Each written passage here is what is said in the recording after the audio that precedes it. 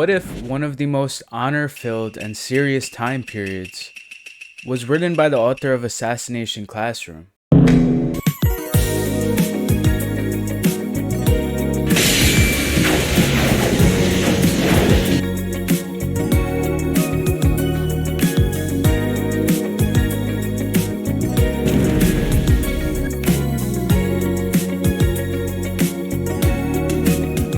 In recent years, we've seen anime grow an insane amount, but originality is not a given. A lot of the companies now look at anime as a means of making money by appealing to a certain audience and biting the most popular ones of the niche, but luckily Cloverworks exists. Of course, they rely on some tropes and fumbled a couple of anime almost as bad as I Fumbled Woman, but time and time again they have picked up some very great and original works and strayed away from the typical anime formula. You hear that, high schools? We're done with you.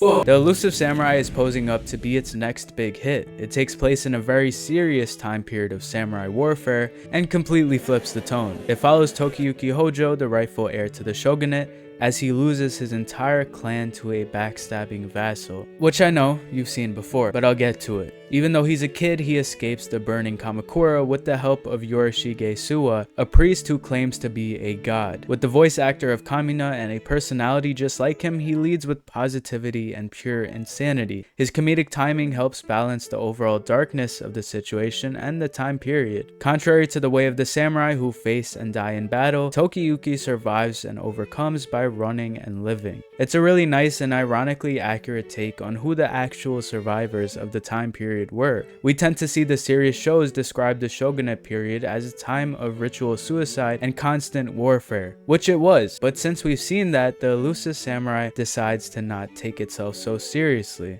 It takes moments like the ones where a main character asks for an honorable death and... Very well. Then to your death! But as unserious as it may be, there's also this brutal honesty about it. Betrayal and a demonic sense of power is ironically way more accurate than the supposed honor that most of the samurai works portray. And before y'all get on my ass about that, explaining the time period to me and giving me historical facts, I'm not saying samurais didn't have honor. I mean, for Christ's sake, they cut their own stomachs out. Of course they had it, a bit too much of it, but we tend to leave out the more deceiving and very accurate war tactics that some people gained for the benefit of themselves. As people, we can expect them to be so honorable until they get a small taste of power, and Tokiyuki learns that the hard way. Now, when the clan first gets wiped, it seems like another one of those anime. We've almost seen as many clans die than trucks hit isekai main characters, but in the Elusive Samurai, it doesn't really focus on that or create an overly dark tone. I mean, of course, Tokiyuki himself is at a loss, distrustful, and ashamed that he's the lone survivor, but Yorishige's goofy ass comes in and reminds him there's still more to life. The honorable way of dying is also the easiest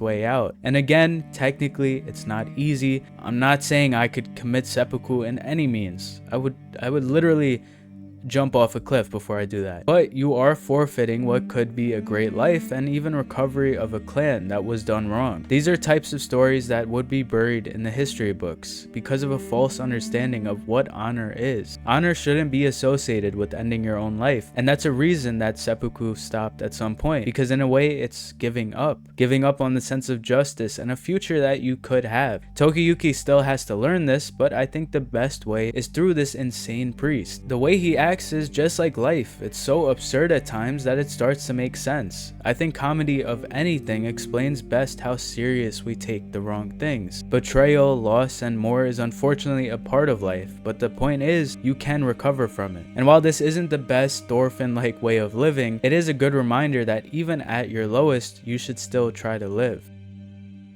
決まりっすね。若の得意技は押しひねりだ。未来ではもっと少年心をくすぐる通称で呼ばれるようだ。Why would reverse shot make anyone happy? Is that a backshot joke in an anime? Now, the unseriousness also works because it's an anime medium. There's a really good balance of displaying that darkness while also having a sense of humor. And trust me, I'm an old man in spirit.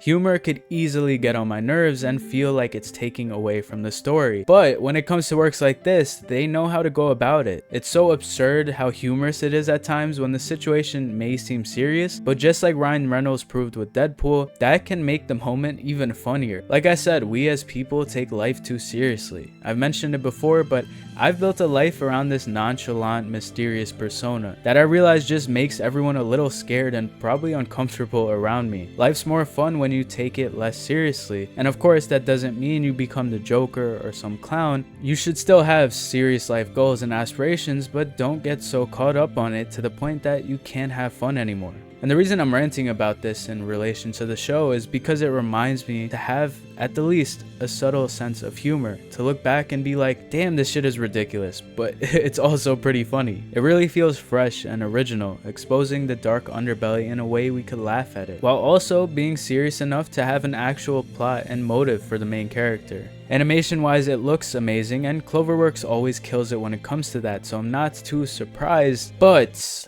I will say it's not the most original, thought-provoking show since Attack on Titan, since that's what some people tend to hear when I mention anything good about a show. And next thing I know, there's a Twitter thread violating my entire existence. I hate Twitter so much. Anyways, to be completely honest, Cloverworks really has fumbled some anime in the past, though it's hard to sing early praises. After what it did to Promised Neverland, I could only have so much hope. I do have some worries about the show, and my biggest one is maintaining the quality it currently has, because the animation is really going above and beyond at the moment. The only show that could maintain that type of animation is One Piece because of its massive budget. And I'm sure Cloverworks has their fair share of money behind it, but a big reason for them fumbling in the past is forcing works out and not giving it enough time to marinate. So it's safe to say, enjoy the show for now, don't set your hopes too high. And even though I say that, I'm also tired of people waiting for something to be a 10 out of 10 before actually talking about it. The direction has been amazing and it's a pretty hilarious show that I enjoy. So accept my opinion, Twitter,